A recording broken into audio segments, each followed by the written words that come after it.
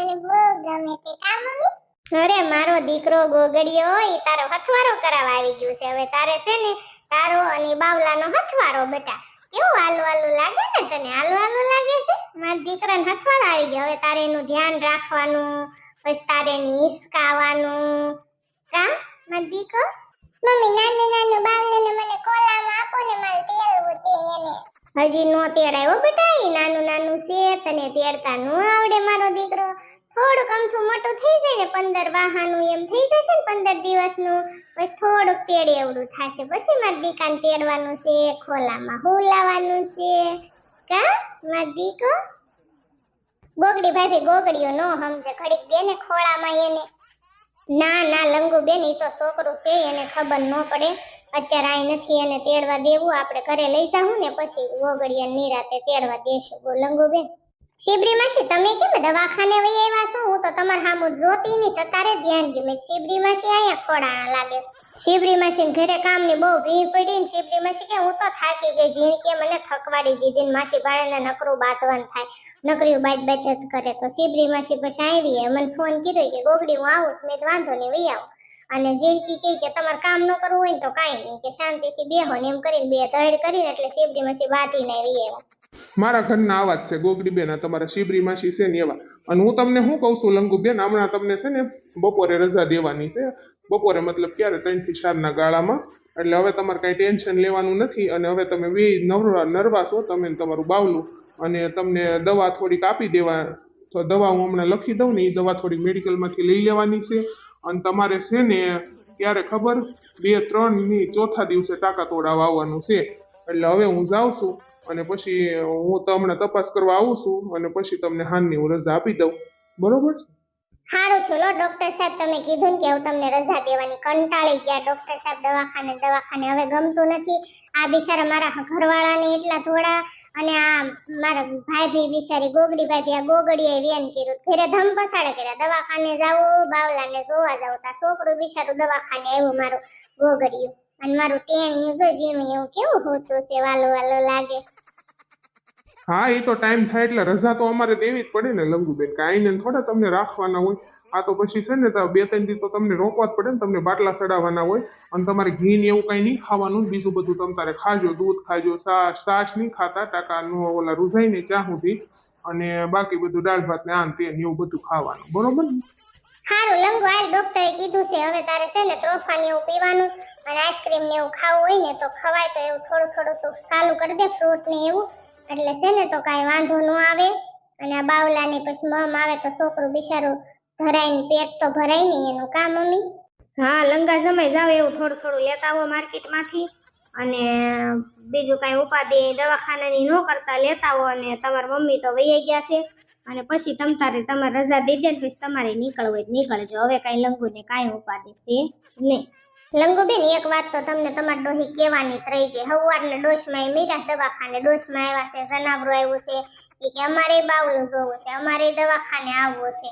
તો મેં કીધું હાલો મરો હાર ગાડીમાં ખોડાઈ ગયા. મારા ગોગડાને મેં કીધું ગોગડીઓ આવતો તો ગાડીમાં બેસી જાવ. મેં કીધું હાલો તો એ બે ગયા, જનાવરું બે ગયું ને સવારના દવાખાને આવ્યા છે.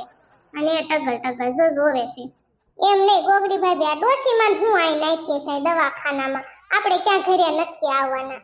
કયો તમે લંગુ તો જો કેવી છે. હું તો આવું જ તે ને. તું મારા દીકરાની દીકરી છો ને તારે નાનું નાનું બાવલું આવ્યું હોય અને આમથી હું બધે ભાટકતી હોય, રખડતી હોય હોળના ભાવમાં. અને હું તારી ખબર કાઢવા ન આવું બેટા, એવું થોડું બને. મારે આવવું તો પડે જ તે ને. મને ગોગડી કીધું ને તને દવાખાને લઈ ગયા છે, દાખલ કરી છે, તોય હું દવાખાને આવ્યા વિનાની ન રહું. મને હખત ન થાય. મને એમ થાય શું થશે, હાલો આટો મારતે. અમથા આપણે બધે ભાટકતા ફરવા વૈયા જઈને આમ ને તેમ. અને આપણે દીકરાની દીકરી નાખી કવે જિંદગી. એવી જિંદગી શું કામની આવો કરે છે ને એને બિચારાને ખોટું લાગે. એને તમારો જીવ બળતો હોય ત્યારે ખબર કાઢવા આવ્યા હોય હું તમે તે. એમ હું લવરો નથી કરતી ગોગડી ભાભી. હું ખાલી કહું છું કે તમે બધા જ છો મારે દવાખાને. પછી ડોશીમાં બિચારા ગઢા છે એનું અહીં શું કામ હોય. બીજું કાંઈ કહેતી નહીં બાપા. ભાઈ આવે છે ને તમારા ભાઈ આવે છે લંગુબેન ટિફિન દેવા આવે છે. જીનકી બિચારી બધું રાંધી નાખ્યું. અને મને ફોન હોતા ને કર્યો હતો.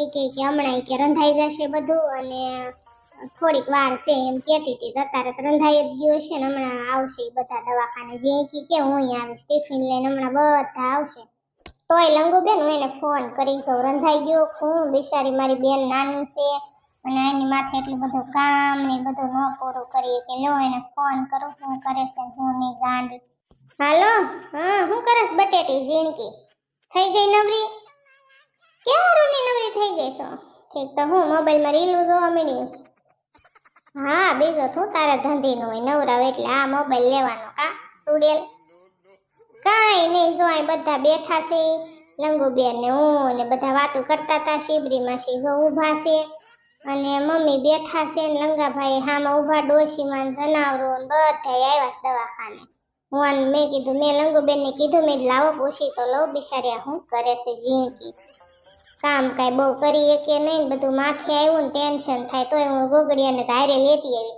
અને ગોગડીઓ હારે થયો તો એટલે કાંઈ એની તો ઉપાધિ નથી તમારા છોકરાની શિબરીમાં છે અહીં મર્યા છે એટલે હવે તમારે ત્યાં તારે ત્યાં કાંઈ ટેન્શન નથી હા તે વાંધો નહીં ક્યારે નીકળવાના હા તે વાંધો નહીં હા આજ તો રજા દઈ દેવાના છે હમણાં હાલના હા હા તે હારું હાલ મૂકો લંગુબેન મારા સબસ્ક્રાઈબર છે ને એને તમને છે ને બધાએ તમને કોંગ્રેચ્યુલેશન્સ કીધું છે તમારું બેબી આવી ગયું છે ને એટલે અને એ બધારે હું થોડીક વાત કરું કાલ બધાએ બહુ બધાએ કમેન્ટ કરી હતી તો તમારો બધાનો દિલથી આભાર હો મારા વાલા ફ્રેન્ડ તમે છે ને બધા આમ તમારો પ્રેમ વરસાવતા રહ્યો અને હું તમને હંમેશા હસાવતી રહીશ અને તમને બધાને દિલથી થેન્ક યુ ગોગડી ભાભી તારા સબસ્ક્રાઈબરને બધાને કહેજે કે મેં થેન્ક યુ કીધું છો હું તમને શું કહું છું મમ્મી ખબર છે કે આપણે છઠ્ઠી કરવી છે તે ધામધૂમથી કરવી છે કે આપણે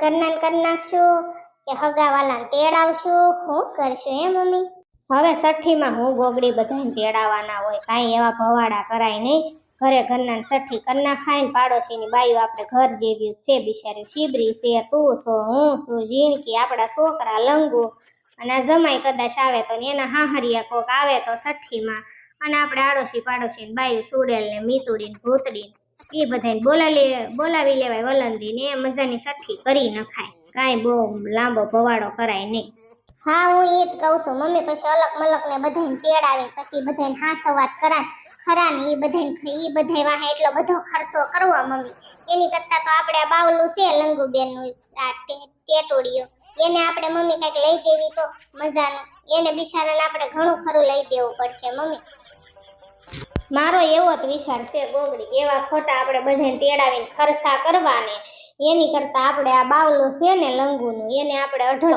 અને હમણાં અમથે આ બધાને રજા દેવાના છે લંગુને રજા દઈ દેવાના બધા ઘરે દાવાના હાલ આપણે વ્યા જઈએ હા લ્યો હાલો ડોશીમાં જોઈએ જઈએ આપણે લંગુ આ દુનિયામાં આપણું બાવલું આવી ગયું છે ને તો મને તેમ થાય મને બધું સુખ મળી ગયું આનું મોઢું જોઈને મને આમ બહુ શાંતિ થઈ હો લંગુન ઘરે તો બધા કાંઈ રાજી થયા પપ્પા તો ઠેકડા મારવા માંડ્યા એટલા રાજી થઈ ગયા ટીપી ફઈ એટલા રાજી થઈ ગયા ટીપી ફઈને તો આવવું હતું પણ એને નો લાવ્યા ટીપલી ફઈ છઠ્ઠીમાં આવવાના જ છે મારે ફોનમાં વાત કરી કે ભલે અત્યારે હું દવાખાને નથી આવી પણ હું છઠ્ઠીમાં તો આવવાની જ છું એમ કીધું લંગા આપણે આપણા બાવલાનું નામ શું રાખશું એ લંગા કંઈક વિચારશું હાલને મસ્તીનું સારું નામ રાખશું